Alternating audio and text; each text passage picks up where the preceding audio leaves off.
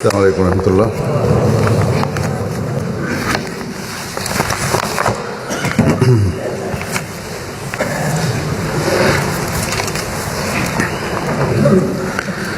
أشهد أن لا إله إلا الله وحده لا شريك له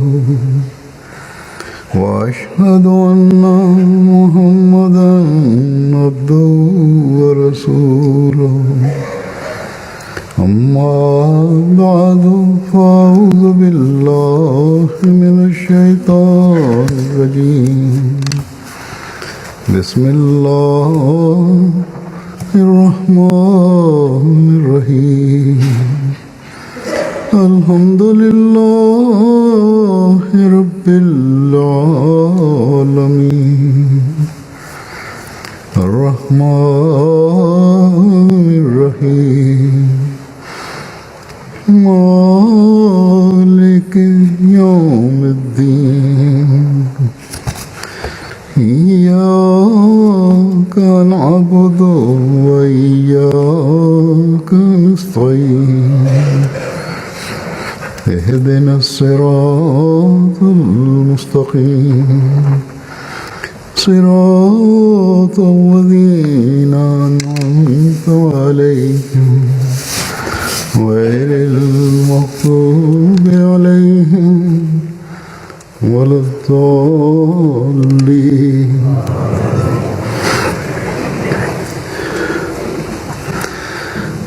دنیا میں کوئی انسان نہیں جو ہر عیب سے، ہر لحاظ سے پاک ہو۔ اللہ تعالیٰ کی صفت ستار ہے جو ہماری پردہ پوشی کرتی ہے۔ اگر انسان کی غلطیوں کی، کوتاہیوں کی، گناہوں کی پردہ دری ہونے لگے تو کسی کو منہ دکھانے کا قابل نہ رہے۔ اللہ تعالیٰ جو ستار العیوب ہے اور غفار الذنوب ہے، اس نے ہمیں یہ دعا بھی ہم پر احسان کرتے ہوئے سکھائی کہ تم اپنی غلطیوں اور کوتاہیوں سے بچنے کی کوشش کرو، جہاں وہاں استغفار بھی کیا کرو، تو میں تمہارے گناہوں کو بھی معاف کروں گا، تمہاری پردہ پوشی کروں گا، تمہاری دعاؤں کو قبول کروں گا۔ عمومی پردہ پوشی تو ہر ایک کی بہت ساری باتوں کی اللہ تعالیٰ فرماتا ہے۔ اللہ تعالیٰ کی مغفرت خاص طور پر ان لوگوں کو بھی اپنی چادر میں لپیٹتی ہے جو استغفار کرنے والے ہیں۔ غفر کا مطلب بھی چھپانا اور ڈھانکنا ہوتا ہے، اور یہی مطلب کم و بیش ستر کا ہے۔ حضرت مسیح موعود علیہ السلام ایک جگہ فرماتے ہیں کہ اسلام نے جو خدا پیش کیا ہے اور مسلمانوں نے جس خدا کو مانا ہے وہ رحیم، کریم، حلیم، تواب اور غفار ہے۔ جو شخص سچی توبہ کرتا ہے اللہ تعالیٰ اس کی توبہ قبول کرتا ہے اور اس کے گناہ بخش دیتا ہے۔ لیکن فرمایا کہ لیکن دنیا میں خواہ حقیقی بھائی بھی ہو یا کوئی اور قریبی عزیز یا رشتہ دار ہو، وہ جب ایک مرتبہ قصور دیکھ لیتا ہے پھر وہ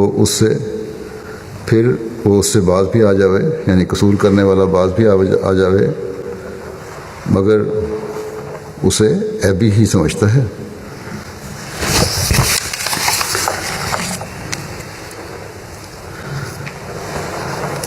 بس دنیا والے اگر کوئی شخص گناہ اور کسی عیب کو چھوڑ بھی دے تب بھی اسے عیبی اور شک کی نظر سے دیکھنے والے ہیں۔ آپ نے فرمایا لیکن اللہ تعالیٰ کا ایسا کریم ہے کہ انسان ہزاروں عیب کر کے بھی رجوع کرتا ہے تو بخش دیتا ہے۔ فرمایا دنیا میں کوئی انسان ایسا نہیں ہے بجز پیغمبروں کے جو اللہ تعالیٰ کے رنگ میں رنگے جاتے ہیں، جو چشم پوشی سے اس قدر کام لے یعنی اس قدر چشم پوشی کرے جتنی خدا تعالیٰ کرتا ہے، سوائے نبیوں کے خدا تعالیٰ کے بعد نبی ہیں جو اتنے کر سکتے ہیں اور اس کے علاوہ کوئی نہیں کرتا۔ بلکہ عام طور پر تو یہ حالت ہے جو سعدی نے کہا ہے کہ خدا داند و پوشت و ہمسایہ ندانت و بے خروشت، کہ خدا تعالیٰ تو جانتے ہوئے بھی پردہ پوشی کرتا ہے، لیکن ہمسایہ تھوڑا سا علم ہو جائے تو اس کمزوری کے مشہوری کرنے لگ جاتا ہے۔ یہ سعدی کا جو ہندوستان نے شعر کیا مسئلے کا حوالہ دیا، ایک جگہ اس کی تشریح اس طرح بھی فرمائی ہے کہ خدا تعالیٰ کی ستاری ایسی ہے کہ وہ انسان کے گناہ اور خطاؤں کو دیکھتا ہے، لیکن اپنی اس صفت کے باعث اس کی خطا کاریوں کو اس وقت تک جب تک کہ وہ اعتدال کی حد سے نہ گزر جاوے ڈھانپتا ہے، لیکن انسان کسی دوسرے کی غلطی دیکھتا بھی نہیں اور شور مچاتا ہے۔ آپ فرماتے ہیں کہ بس غور کرو کہ اس کے کرم اور رحم کی کیسی عظیم الشان صفت ہے۔ آپ فرماتے ہیں کہ اللہ تعالیٰ کے بارے میں اگر وہ یعنی اللہ تعالیٰ مواخذے پر آئے تو سب کو تباہ کر دے، لیکن اس کا کرم اور رحم بہت ہی وسیع اور اس کے غضب پر سبقت رکھتا ہے۔ بس اگر اس بات کو ہم سمجھ لیں اور اپنے ساتھیوں، اپنے بھائیوں، اپنے سے واسطہ پڑھنے والوں کے معاملات میں ہر وقت ٹو نہ لگاتے پھریں، تجسس نہ کریں، ان کی کمزوریوں کو تلاش کرتے نہ پھریں، تو ایک پیار اور محبت کرنے والا اور پرامن معاشرہ قائم ہو سکتا ہے۔ ہم میں سے بہت سے ایسے ہیں جو پردہ پوشی کی بجائے دوسروں کے عیب ظاہر کرنے کی کوشش میں ہوتے ہیں، اور جب ان کے اپنے متعلق کوئی بات کر دے یا کسی ذریعے سے ان کو یہ پتہ چل جائے کہ فلاں شخص نے میرے متعلق اس طرح بات کی تھی تو سیخ پا ہو جاتے ہیں، انتہائی غصے میں آ کر مرنے مارنے پر آمادہ ہو جاتے ہیں، لیکن اس وقت کہتے ہیں کہ یہ تو معمولی بات تھی، ہم نے تو یوں ہی کہہ دی، جب یہ خود کسی دوسرے کے متعلق کہہ رہے ہوں۔ ہمیں ہر وقت حضرت صلی اللہ علیہ وسلم کا یہ فرمان اپنے سامنے رکھنا چاہیے کہ جو اپنے لیے چاہتے ہو وہی اپنے بھائی کے لیے چاہو۔ بس اگر اپنے لیے پردہ پوشی پسند ہے تو دوسروں کے لیے بھی وہی احساسات ہونے چاہیے، اور یہی وہ سنہری اصول ہے جو معاشرے کے امن کے لیے بھی ضروری ہے۔ بس عیب دیکھ کر بجائے اس عیب کو پھیلانے کے ہر ایک کو استغفار کرنی چاہیے۔ اللہ تعالیٰ بے نیاز ہے، اور اس بات سے ڈرنا چاہیے کہ ہمارے اندر بھی جو بے شمار عیب ہیں وہ کہیں ظاہر نہ ہو جائے۔ اگر نیک نیت سے انسان دوسروں کے عیبوں کی پردہ پوشی کرے تو اللہ تعالیٰ کے فضلوں کو حاصل کرنے والا بنتا ہے۔ حضرت مسیح موعود علیہ الصلوۃ والسلام کی اس بات کو ہمیشہ یاد رکھنا چاہیے کہ اگر خدا تعالیٰ مواخذہ پر آئے، حساب کتاب لینے لگے، تو سب کو تباہ کر دے. بس بڑے خوف کا مقام ہے، اور ہر وقت استغفار کرتے رہنے کی طرف توجہ کی ضرورت ہے. حضرت صلی اللہ علیہ وسلم نے ایک موقع پر فرمایا کہ جس نے اپنے مسلمان بھائی کے کسی عیب کی پردہ پوشی کی، اللہ تعالیٰ قیامت کے دن اس کے عیب کو ڈھانپ دے گا، اس کی پردہ پوشی فرمائے گا، اسے ڈھانپ دے گا اور ستاری فرمائے گا. اور جو کسی اپنے مسلمان بھائی کی پردہ داری کرتا ہے، ان کی برائیاں کرتا ہے، اس کی برائی کو دیکھ کر لوگوں کو بتاتا پھرتا ہے، اللہ تعالیٰ اس کے عیب اور ننگ کو اسی طرح ظاہر کرے گا کہ اس کے گھر میں اس کو رسوا کر دے گا. بس یہ بڑا سخت انظار ہے، خوف کا مقام. اللہ تعالیٰ کے فضل کو جذب کرنے کے لیے ہمیشہ دوسروں کے عیب دیکھنے کے بجائے اپنے پر نظر رکھنی چاہیے. تبھی ہم اللہ تعالیٰ کے رحم اور فضل کو جذب کر سکتے ہیں. لوگ کہہ دیتے ہیں کہ اگر ہم برائی ظاہر نہیں کریں گے کسی میں دیکھ کر تو اصلاح کس طرح ہوگی. ہمیشہ یاد رکھنا چاہیے کہ اگر کسی کی کوئی برائی نظام جماعت کو نقصان پہنچانے کا ذریعہ بن رہی ہے یا معاشرے کے ایک طبقے کو بھی اپنی لپیٹ میں لے کر خراب کر رہی ہے، تو پھر اس اصلاح کے لیے جو لوگ مقرر ہیں، امیر جماعت ہے، جماعت کے اندر صدر جماعت ہے، ان تک بات پہنچا دیں یا مجھے لکھ دیں تاکہ اصلاح کی طرف توجہ ہو. اللہ تعالیٰ بھی نہیں چاہتا کہ اس کی بنائی ہوئی جماعت کا نظام خراب ہو.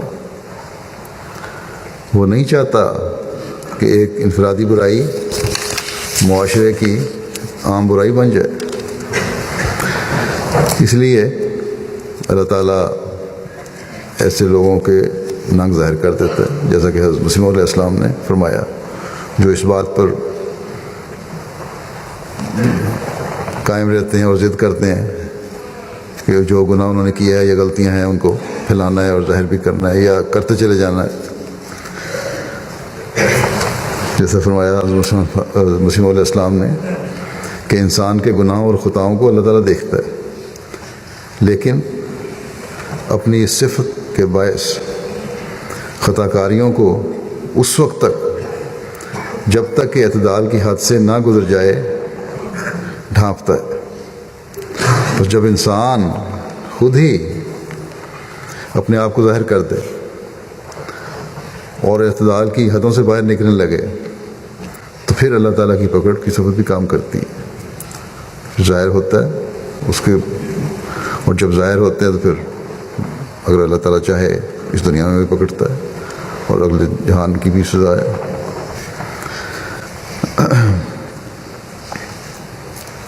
لیکن کسی کی برائی دیکھ کر اس کی تشہیر کرنا، اس کو پھیلانا بہرحال منع ہے،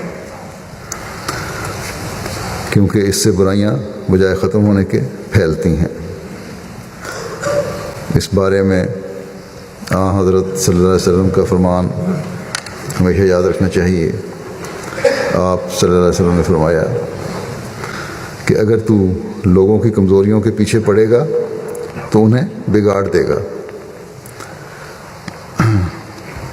کمزوریوں کے پیچھے پڑنے کا مطلب یہ ہے کہ ان کی جگہ جگہ بیان کرنا، تجسس کر کے ان کی کمزوریوں کی تلاش کرنا. اگر اس طرح کرے گا انسان تو ان لوگوں کو بگاڑے گا اور معاشرے کے امن کو بھی خراب کرے گا. اور پھر جب جگہ جگہ لوگوں میں بیان کی جائیں یہ باتیں تو پھر ایسے لوگ جن میں یہ برائیاں ہیں اصلاح کے بجائے ان میں ضد پیدا ہو جاتی ہے، اور پھر ضد میں آ کر وہ دوسروں کو بھی اپنے جیسا بنانے کی کوشش کرتے ہیں، اپنے حلقے کو وسیع کرتے جاتے ہیں۔ حجاب ختم ہو جاتا ہے، اور جب حجاب ختم ہو جائے تو اصلاح کا پہلو بھی ختم ہو جاتا ہے۔ بس یہاں میں ان لوگوں کو بھی توجہ دلانا چاہتا ہوں جن کے سپرد جماعتی کام بھی ہیں، خاص طور پر اصلاح کرنے والا شعبہ، کہ انتہائی احتیاط سے اور ہمدردی کے جذبات رکھتے ہوئے اصلاح کے کام کریں۔ کبھی کسی بھی فرد کو یہ احساس نہیں ہونا چاہیے کہ میری کمزوری کی، فلاں عہدیدار کی وجہ سے پردہ دری ہوئی، تشہیر ہوئی، لوگوں کو پتہ لگا۔ اگر یہ احساس پیدا ہو جائے تو پھر اس کا رد عمل بہت زیادہ سخت ہوتا ہے۔ جہاں ایسے لوگ پردہ دری کر کے جن کے سپرد اصلاح کا کام ہے، وہ لوگ پردہ دری کر کے لوگوں کی معاشرے میں بگاڑ پیدا کر رہے ہوتے ہیں، وہاں اللہ تعالیٰ کی ناراضگی بھی مول لے رہے ہوتے ہیں۔ اللہ تعالیٰ فرمائے گا، میں نے تو تمہیں جماعتی خدمت کا موقع دیا تھا اس لیے کہ میری صفات کو زیادہ سے زیادہ اپناؤ، لیکن یہاں تو تم میری ستاری کی صفت سے الٹ چل کر بے چینیاں اور فساد پیدا کرنے کے مجھے بن رہے ہو۔ اللہ تعالیٰ ستاری کو کتنا پسند کرتا ہے اور ستاری کرنے والے کو کس قدر نوازتا ہے، اس بارے میں حضرت صلی اللہ علیہ وسلم نے ایک موقع پر فرمایا کہ مسلمان کا بھائی ہے، وہ اس پر ظلم نہیں کرتا اور نہ اسے یکا و تنہا چھوڑتا ہے۔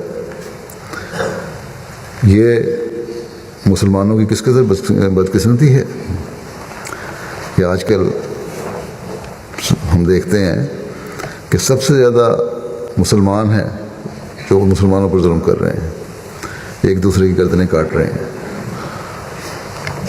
اور کوئی نہیں جو حضرت صلی اللہ علیہ وسلم کے اس ارشاد پر توجہ دے۔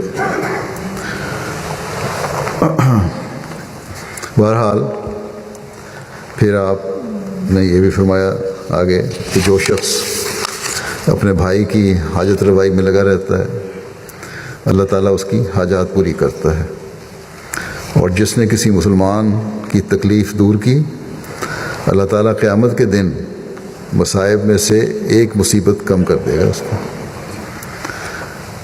اور جو کسی مسلمان کی ستاری کرتا ہے، اللہ تعالیٰ قیامت کے روز اس کی ستاری فرمائے گا۔ پس اس رحیم اور کریم خدا کے رحم اور کرم کو جذب کرنے کے لیے ستاری اور پردہ پوشی انتہائی ضروری ہے۔ پھر حضرت صلی اللہ علیہ وسلم نے یہ بھی ایک موقع پر فرمایا کہ کوئی بندہ دوسرے بندے کی اس دنیا میں پردہ پوشی نہیں کرتا مگر اللہ تعالیٰ قیامت کے روز اس کی پردہ پوشی فرمائے گا۔ یعنی اللہ تعالیٰ پردہ پوشی کرنے والے کو بغیر نوازے، بغیر اجر کے نہیں چھوڑتا۔ کسی نے اگر اللہ تعالیٰ کے کسی بندے کی پردہ پوشی کی تو پھر وہ اس کے کھاتے میں لکھی گئی، اس کے حساب میں لکھی گئی کہ یہ نیک کام کیا میرے بندے نے، اور قیامت کے دن وہ پھر اس کا اجر پائے گا۔ اللہ تعالیٰ اس سے چشم پوشی فرمائے گا، بلکہ اللہ تعالیٰ تو اپنے بندے پر اس حد تک مہربان ہے، اپنا سایہ رحمت اس قدر ڈالتا ہے کہ ایک روایت میں آتا ہے کہ وہ بندے سے پوچھے گا کہ فلاں کام تو نے کیا تھا، تو بندہ کہے گا ہاں میرے رب میں نے کیا ہے یا کیا تھا۔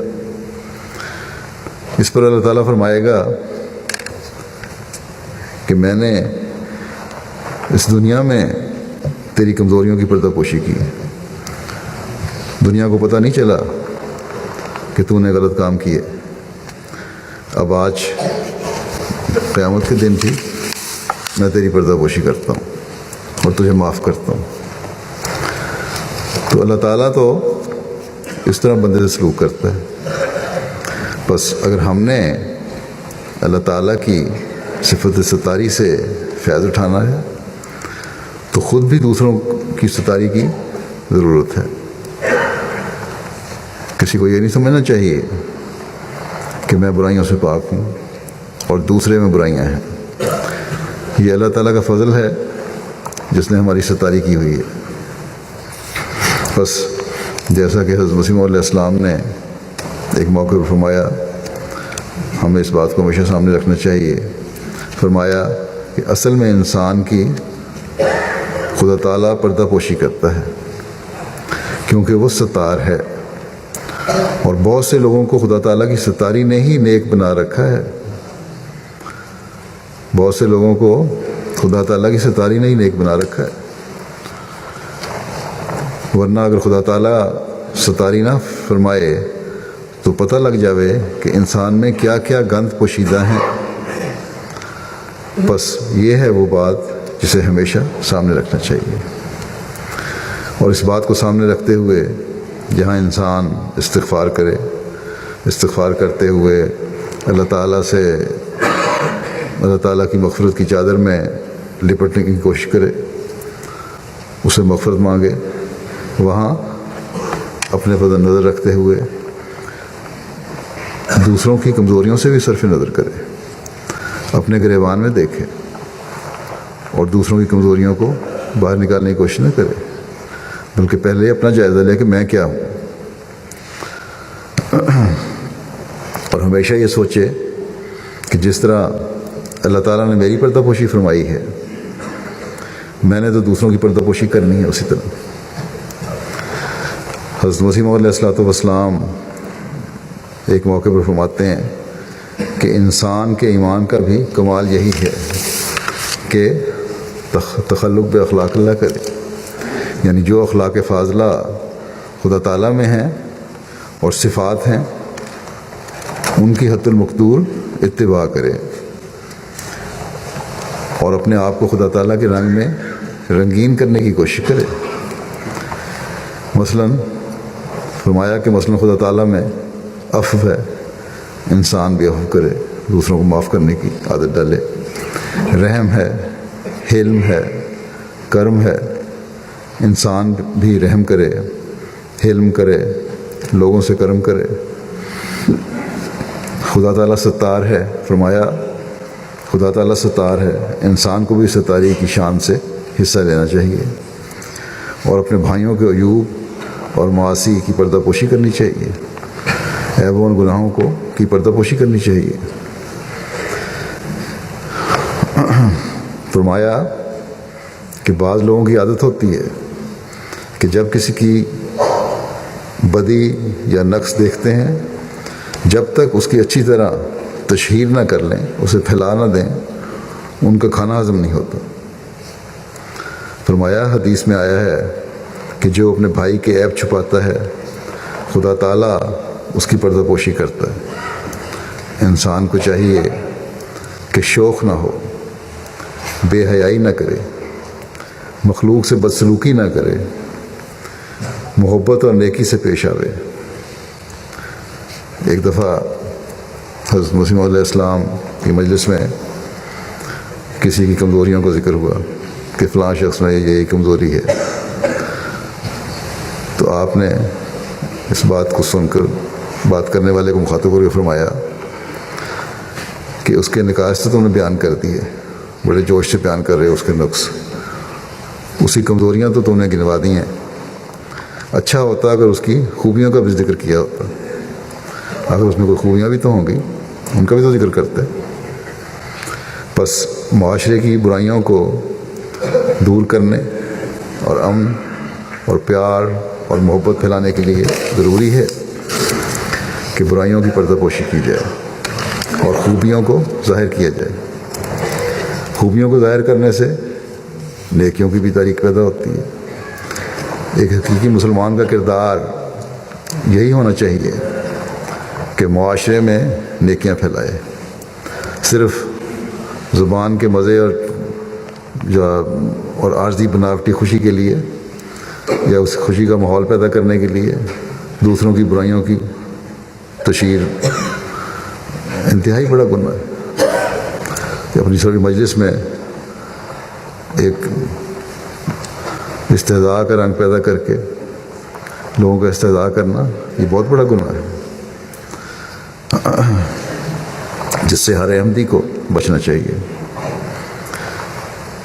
ہم نے جب حضرت مسیح موعود علیہ السلام کی بیعت میں آ کر یہ عہد بیعت کیا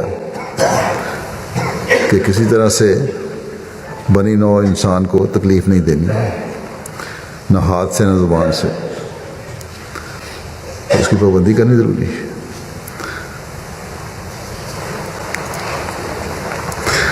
زبان کے زخم بڑی دیر تک رہتے ہیں، لوگوں کا استہزاء، ان کی پردہ دری کے اثرات بعض دفعہ ہمیشہ رہتے ہیں، بس ہمیں بہت زیادہ احتیاط کی ضرورت ہے، اور سچی ہمدردی اور خیر خواہی اپنے بھائی کے لیے ہمارے دل میں ہونی چاہیے۔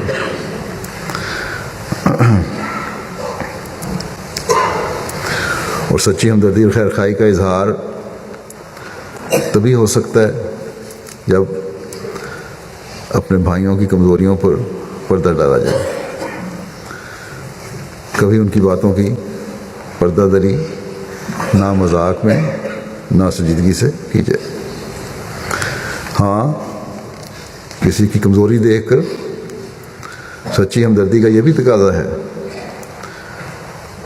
کہ اس کی اصلاح کی کوشش کی جائے، تاکہ وہ برائی یا کمزوری اس شخص میں سے ختم ہو جائے، اور اگر اس برائی کا ماحول پر اثر قائم ہو سکتا ہے یا اثرات بعد اثرات پڑ سکتے ہیں تو پھر ماحول کو بھی بچایا جا سکے، اور یہی اصل نیکی ہے اور اللہ تعالیٰ کے فضل کو جذب کرنے والی ہے۔ حضرت مسیح علیہ السلام اس سلسلے میں ہمیں کیا دیکھنا چاہتے ہیں؟ آپ فرماتے ہیں کہ چاہیے کہ جسے کمزور پاوے اسے خفیہ نصیحت کرے، خاموشی سے علیحدہ ہو کر اسے نصیحت کرو، اگر نہ مانے تو اس کے لیے دعا کرے، نصیحت کرو، مان لے تو ٹھیک، نہیں مانتا تو دعا کرو اس کے لیے۔ اور اگر دونوں باتوں سے فائدہ نہ ہو، نہ نصیحت سے فائدہ ہوا نہ دعا سے فائدہ ہوا، تو پھر کیا کرنا ہے؟ فرمایا کہ پھر اسے قضاء و قدر کا معاملہ سمجھو، یہ سمجھو بس یہی اللہ تعالیٰ کی مرضی ہے۔ جب خدا تعالیٰ نے ان کو قبول کیا ہوا ہے تو تم کو چاہیے کہ کسی کا عیب دیکھ کر سر دست جوش نہ دکھلایا جائے۔ اللہ تعالیٰ نے اسے قبول کیا، اسے توفیق دی کہ اس نے حضرت مسیح علیہ السلام کو مانا، جماعت میں شامل کیا، اس کی جتنی بدنامی تمہارے خیال میں ہونی چاہیے تھی اس برائی کی وجہ سے وہ نہیں ہو رہی، اس کی پردہ پوشی ہو رہی ہے کسی رنگ میں، صرف تمہیں علم ہوا ہے اس کا، تو پھر تمہیں بھی کوئی ضرورت نہیں جوش دکھانے کی، خاموشی سے بیٹھے رہو، اللہ تعالیٰ خود ہی کوئی ذریعہ پیدا کر دے گا اس کی اصلاح کا۔ فرمایا کہ ممکن ہے کہ وہ درست ہو جائے، کسی وقت درست ہو جائے گا وہ۔ بس اس سے پتہ لگتا ہے کہ حضرت مسیح علیہ السلام کے نزدیک کسی کا احمدی ہونا اور آپ کی بیعت میں آنا یہ ظاہر کرتا ہے کہ اللہ تعالیٰ نے اسے قبول کیا ہے، اور جب اللہ تعالیٰ نے اسے قبول کر لیا ہے تو پھر کسی دوسرے کا حق نہیں بنتا کہ اس کے ذاتی نقائص کو تلاش کر کے ان کو پھیلایا جائے، ٹو میں لگایا جائے، تجسس کیا جائے اور پھر برائیاں پھیلائی جائیں، یا لوگوں کے سامنے بیزاری کا اظہار بھی کیا جائے اس کے بارے میں۔ حضرت مسیح علیہ السلام نے فرمایا ممکن ہے وہ درست ہو جائے، آپ فرماتے ہیں ایک جگہ بلکہ اسی تسلسل میں کہ کتب اور ابدال سے بھی بعض وقت کی کوئی عیب سرزد ہو جاتے ہیں. بڑے بڑے کتب اور ابدال جو ہیں ان سے بھی عیب ہو جاتے ہیں. بلکہ لکھا ہے، فرمایا کہ بلکہ لکھا ہے القطب قد یزنی، کہ کتب سے بھی زنا ہو جاتا ہے. فرمایا بہت سے چور اور زانی آخرکار کتب اور ابدال بن گئے. آپ فرماتے ہیں جلدی اور عجلت سے کسی کو ترک کر دینا ہمارا طریق نہیں. جلدی اور عجلت سے کسی کو ترک کر دینا ہمارا طریق نہیں. کسی کا بچہ خراب ہو تو اس کی اصلاح کے لیے پوری کوشش کرتا ہے. ایسے ہی اپنے کسی بھائی کو ترک نہ کرنا چاہیے. جس طرح بچے کے لیے کوشش کرتے ہو اسی طرح اپنے بھائیوں کے عیبوں کو دور کرنے کے لیے کوشش کرو. کوشش بھی اور دعا بھی، بلکہ اس کی اصلاح کی کوشش کرنی چاہیے.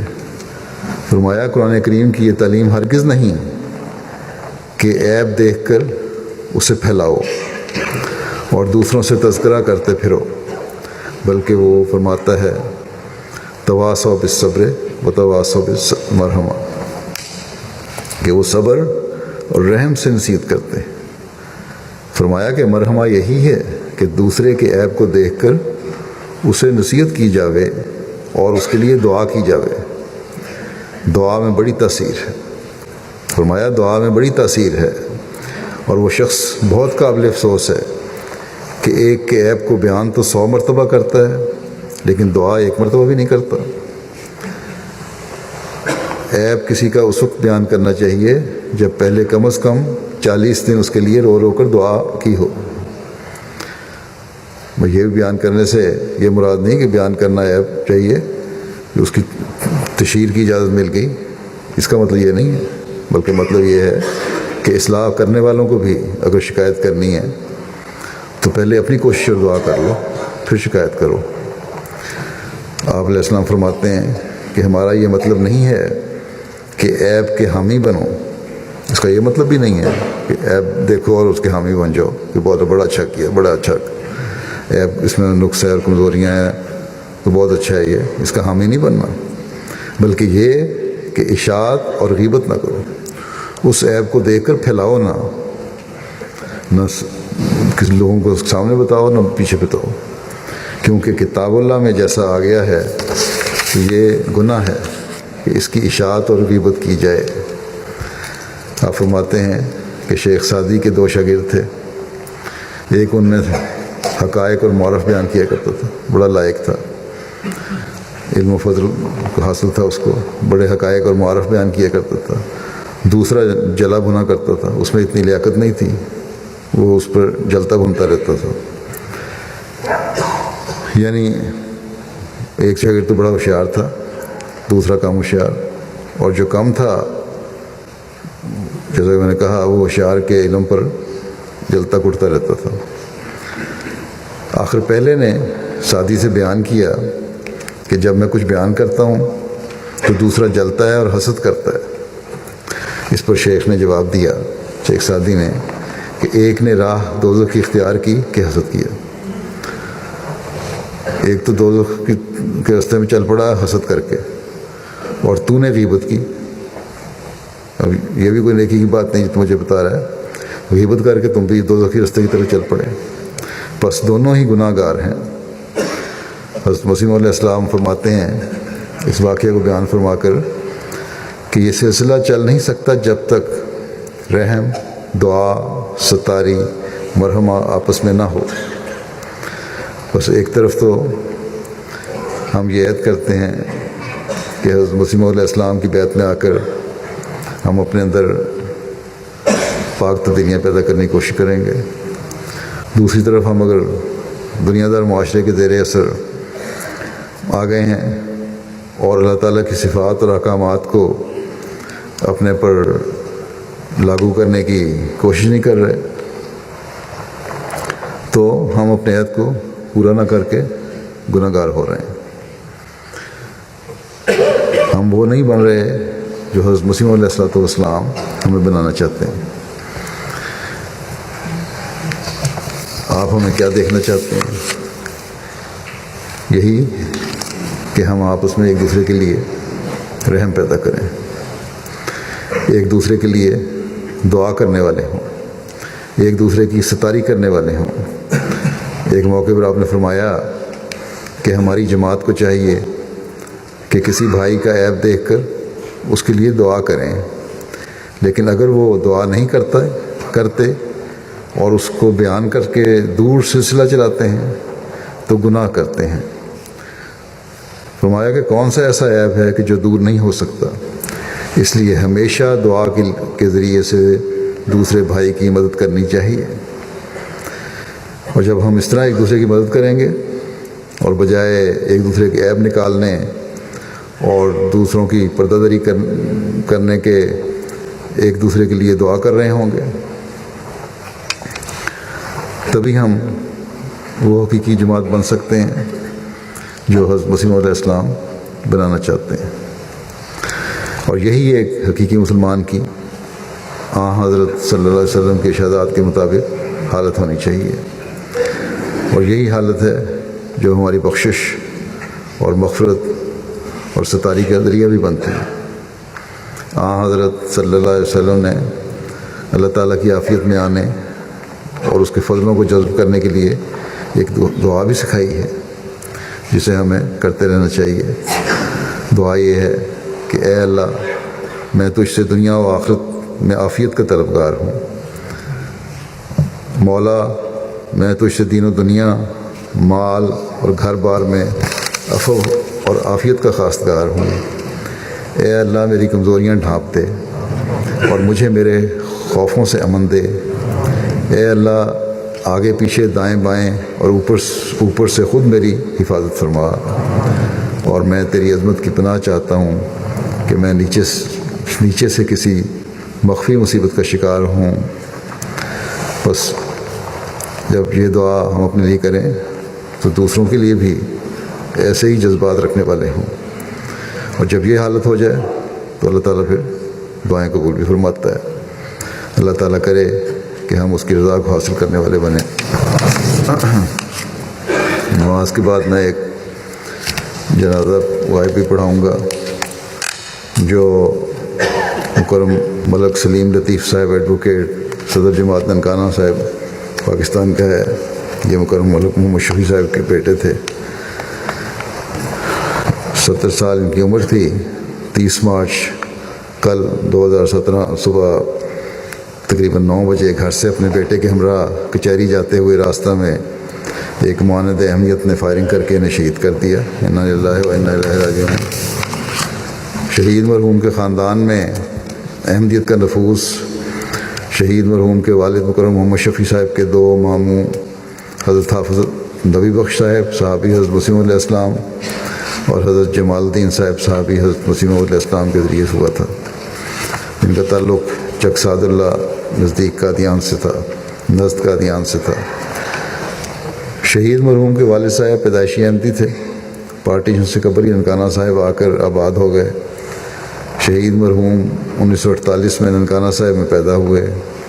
ابتدائی تعلیم ننکانہ صاحب میں حاصل کی اور لاہور سے LLB کرنے کے بعد 1967 سے بحیثیت وکیل پریکٹس کا آغاز کیا۔ وقوع کے مطابق شہید مرحوم اپنے بیٹے محمد فرحان ایڈوکیٹ کے ہمراہ صبح 9 بجے کورٹ جانے کے لیے موٹر سائیکل پر روانہ ہوئے۔ ان کا بیٹا موٹر سائیکل چلا رہا تھا۔ وہاں ایک چوک ہے بازار بیری والا، اس کے قریب جب یہ پہنچے تو ایک شخص نے ان کو رکنے کا اشارہ کیا۔ موڑ کی وجہ سے موٹر سائیکل پہلے ہی نسبتاً آہستہ تھی۔ اسی دوران مذکورہ شخص نے اپنی بندوق سے فائر کیا جو شہید مرحوم کی دائیں جانب پسلی میں لگا اور دوبارہ لوڈ کر کے پھر پشت پر فائر کیا۔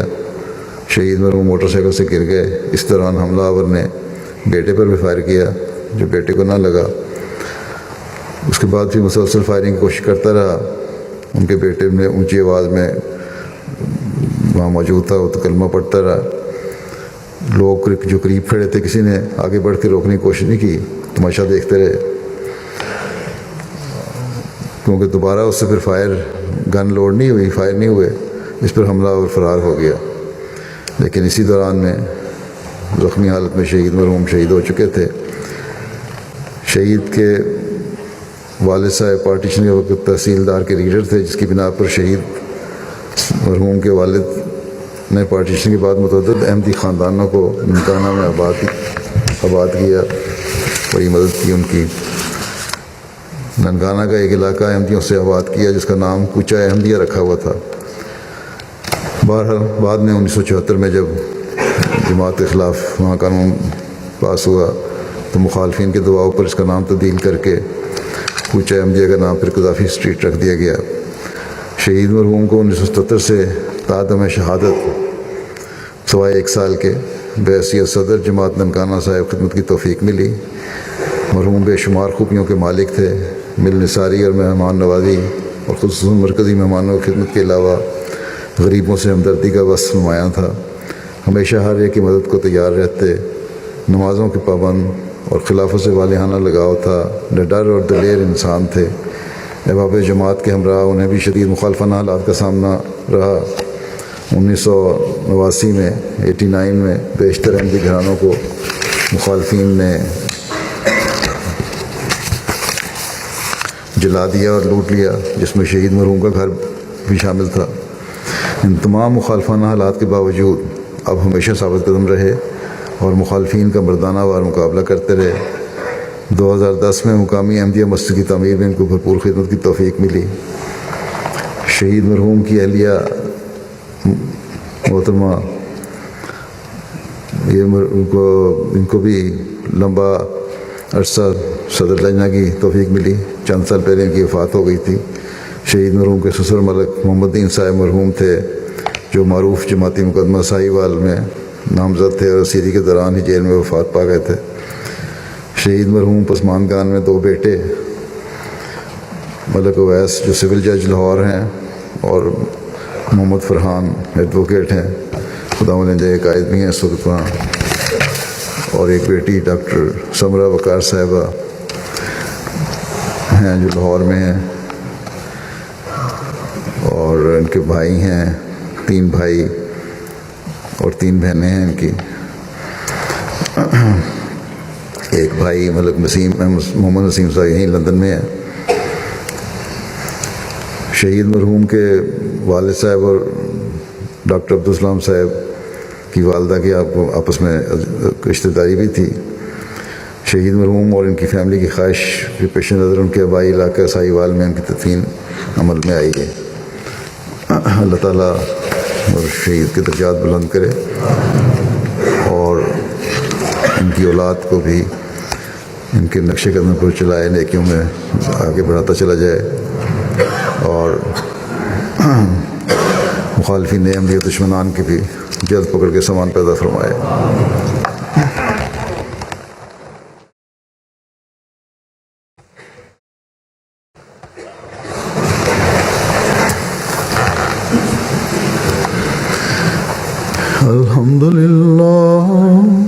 الحمد لله نحمده ونستعينه ونستغفره ونؤمن به ونتوكل عليه ونعوذ بالله من شرور أنفسنا ومن سيئات أعمالنا